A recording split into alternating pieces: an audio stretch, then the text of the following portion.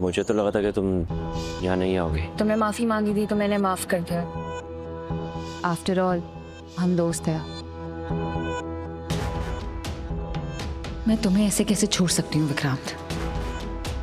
तुम्हारी याददाश्त वापस लाना बहुत जरूरी है मेरे लिए। उन्नति, मुझे तो लगा था कि तुम अब नहीं आओगे, लेकिन तुमने यहाँ आकर मुझ पर सचमुच बहुत बड़ा एहसान किया है बेटा। तुम बैठो, मैं तुम्हारे लिए पानी लेकर आती हूँ। जी। देखो मैं क्या लाई हूँ। डॉल क्यों? वो मैंने सोचा जब मेरी बेटी होगी ना तो मैं उसके लिए बहुत बड़ा सा डॉल हाउस बनवाऊंगी, सॉफ्ट टॉयज लूंगी, रूम डेकोरेट करूंगी, pink curtains, actually no, lavender और येलो और फ्लावर्स। एक्चुअली अभी सब कुछ सोचा नहीं, बहुत सारी प्लानिंग बाकी है। Good idea. हाँ, और मैंने सोचा कि डॉल के साथ प्रैक्टिस कर लूं कि कैसे बेबी को सुलाते हैं, कैसे फीड कराते हैं, कैसे उसकी नैपी चेंज करते हैं, बाकी सब कुछ, ताकि जब रियल में बेबी आएगा तो मुझे ज्यादा प्रॉब्लम नहीं हो। तुम्हें आता है क्या ये सब? मुझे क्यों आएगा? हाँ, तुम्हें क्यों ही आएगा, मैं तो बस ऐसे ही पूछ रही थी। तुम अपने बच्चे को लेके बहुत एक्साइटेड हो। ऑब्वियसली, कौन एक्साइटेड नहीं होगा, पर थोड़ा डर भी लग रहा है, लेकिन एक्साइटमेंट वाली फीलिंग ज्यादा है। मुझे ना नींद आ रही है, मैं सोने जा रहा हूँ। कोई बात नहीं, तुम रेस्ट करो, मैं चली जाती हूँ।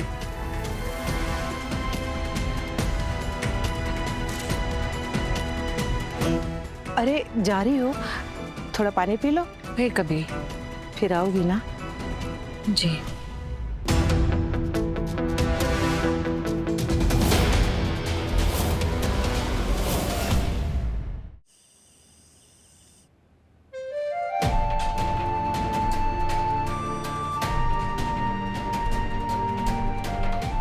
क्या हुआ रीत? ये क्या है?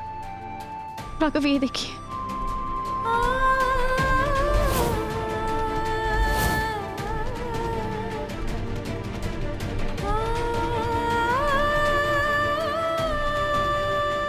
राघव, हमारा रियांश जिंदा है।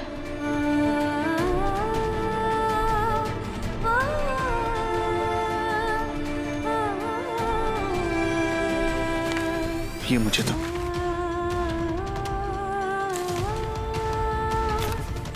वे क्या कर रहे हैं आप? जिसने भी हमारे साथ ये बदमजाक किया है ना रीत, मैं उसे अरेस्ट करवा के रहूंगा। उसके लिए जरूरी है कि मैं सबूत इकट्ठे करूं। इसमें पेपर में उसके फिंगरप्रिंट होंगे ना। मुझे बाहर के सिक्योरिटी अलार्म चेक करवाने हैं। मुझे लगता है वो बारिश की वजह से काम नहीं कर रहे हैं। हाँ, मेरा फोन। हाँ मिश्रा जी, मुझे लगता है बाहर के अलार्म काम नहीं कर रहे हैं। कल ही आप टेक्नीशियन को बुलाइए और वो ठीक करवाइए। हाँ राघव, मेरी बात सुनिए प्लीज। जहाँ मुझे उम्मीद दिख रही है वहाँ आपको ऐसा क्यों लग रहा है कि कोई हमारे साथ मजाक कर रहा है? कैसी उम्मीद रीत? यही उम्मीद कि हमारा रियांश जिंदा है। वो हमसे दूर है, कहीं सांस ले रहा है और शायद वेट कर रहा है कि हम उसे ढूंढने आएंगे। ऐसे होने के चांसेस नहीं है रीत। मैंने उसे अपने हाथों से दफनाया था। मैंने उसे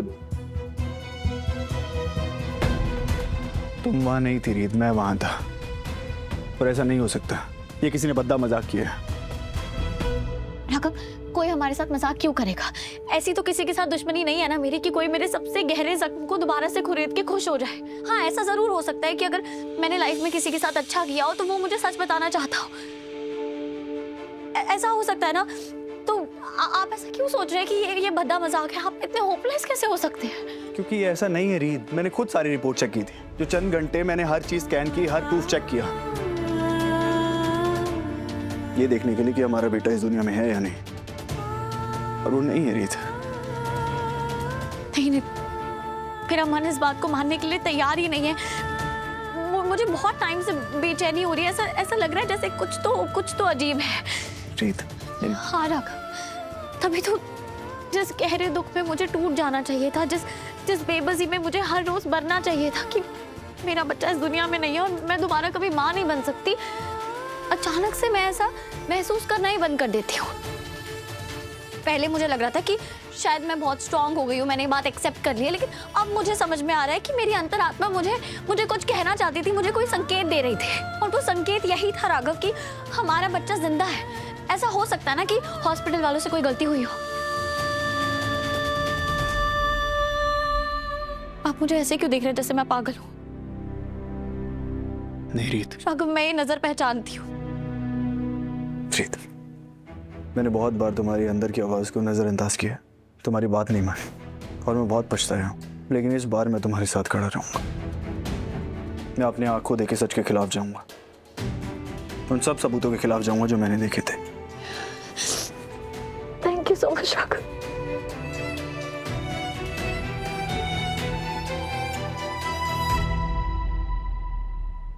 राघव, चलिए हॉस्पिटल चलते हैं। रीत, अभी नहीं है।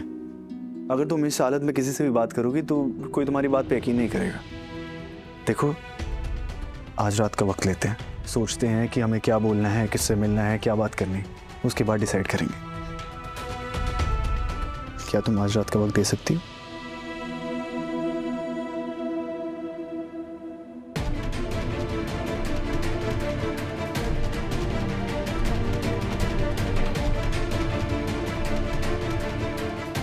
आपकी मम्मा आपको जरूर ढूंढेगी रियांश।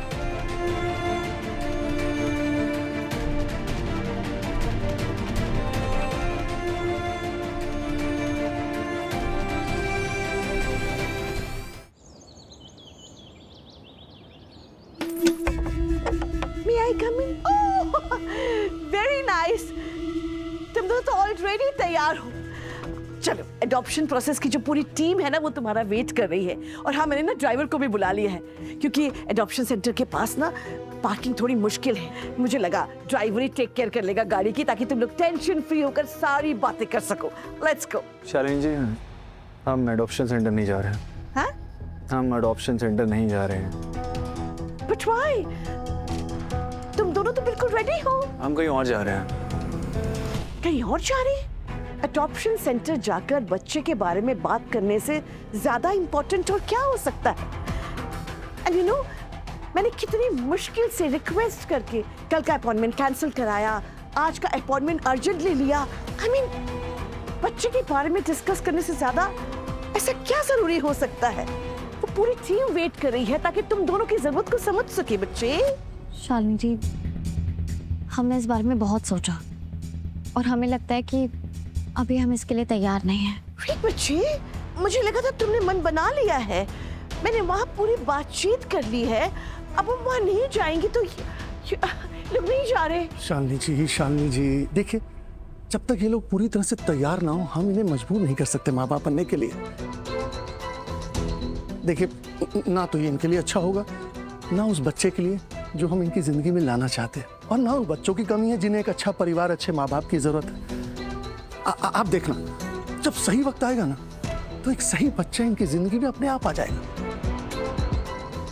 थैंक यू फूफा जी। मैं यही समझाने की कोशिश कर रहा था, पर शायद मैं इतनी अच्छी तरह नहीं समझा पाता जितना अच्छी तरह आपने समझा दी। ओके, मैं फिर से अपॉइंटमेंट कैंसिल कर देती हूँ। चलिए राघव, मैंने पेपर्स और रिपोर्ट्स भी रख ली है।